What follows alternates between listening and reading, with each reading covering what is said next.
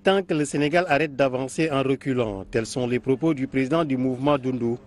Mouhamadou Madana Kane, face à la presse, est largement revenu sur le modèle économique du Sénégal. L'État subit les questions économiques au lieu de les contrôler.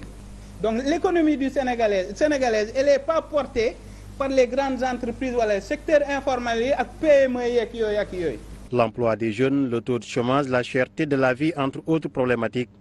La rupture systémique annoncée par les nouvelles autorités est salutaire certes, mais doit être matérialisée par des actions concrètes, fait-il savoir. L'État doit créer un institut des métiers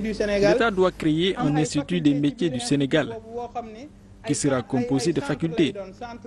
Une faculté au sein de laquelle il sera érigé des centres de formation en menuiserie, en agriculture, entre autres formations.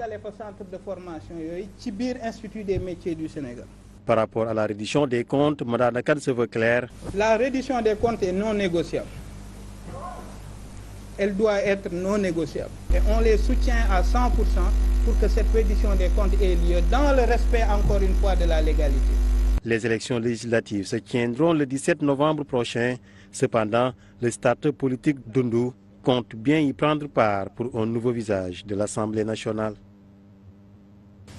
On reste avec Mouhamadou Madana Kane. La publication récente de la liste des bateaux autorisés à pêcher soulève plusieurs interrogations sur la transparence et l'équité du processus. Certains navires étrangers ou entreprises semblant bénéficier d'un traitement de faveur. Selon lui, il faut une renégociation intelligente des licences de pêche. Sa réaction.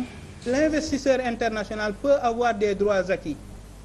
Et quand il a des droits acquis, tu portes atteinte à ces droits acquis, il t'attaque en justice, tu vas perdre. Et si tu perds, non seulement tu n'auras pas eu ce que tu voulais, mais au-delà de ça, tu vas perdre de l'argent pour un budget que tu cherches à étoffer. Donc d'accord pour la renégociation des contrats de licence de pêche, mais une renégociation intelligente et une renégociation qui n'est pas téméraire. Une renégociation qui n'est pas adossée à des objectifs de témérité.